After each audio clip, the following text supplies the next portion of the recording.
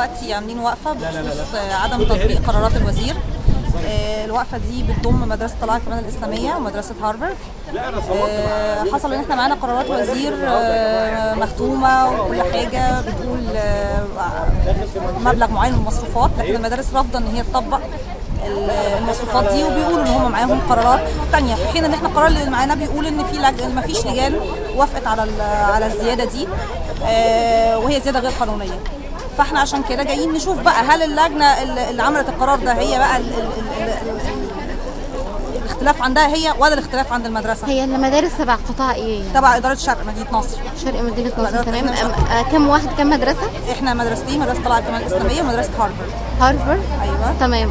فاحنا مش قادره اقول لحضرتك ان احنا لفينا، رحنا الوزاره ورحنا الاداره التعليميه ورحنا المديريه التعليميه، رحنا كل مكان ممكن حضرتك تتخيليه، ولجأنا للاعلام ولجأنا لكل حاجه، واحنا مستنيين الوزير. هو القرار كان امتى؟ يعني بما ان الدراسه كان خلاص الوزير السابق ادانا قرار بالمصروفات الجديده بالشريحه القانونيه، لكن القرار اللي المدارس بتقول عليه هو بتاع الوزير اللي كان قبل الوزير السابق.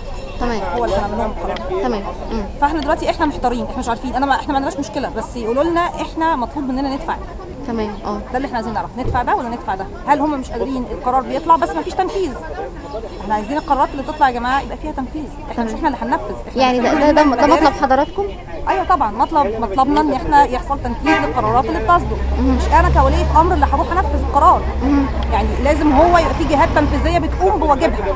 قرار بالزياده، يعني انتوا حضراتكم موافقين انكم تدفعوا؟ احنا مش موافقين طبعا على الزياده، احنا بنتكلم على القرار اللي معانا اللي فيه الزياده الرسميه تبع الشريحه القانونيه. القرار دوت هم مش عايزين يعتدوا بيه، مع انه قرار من الوزير صادر ومختوم وكل حاجه. تمام. فاحنا عايزين حد ينفذ القرار اللي معانا. عايزه اقول لحضرتك ان في كذا رابطه من اولياء الامور دلوقتي اتعملت بتدافع عن القضيه دي باستماته، والناس مش هتسكت ان شاء الله. تمام. طب انتوا ناويين على ايه او عملتوا يعني ايه النهارده؟ والله بص حضرتك، احنا الخطوه اللي احنا عملناها النهارده ان احنا جايين نقول احنا مستمرين ومش هنيأس باذن الله، وبرضه كل حاجه معانا هناخدها قانوني، يعني تمام. مش هنلجأ لاي شيء يخالف القانون. تمام.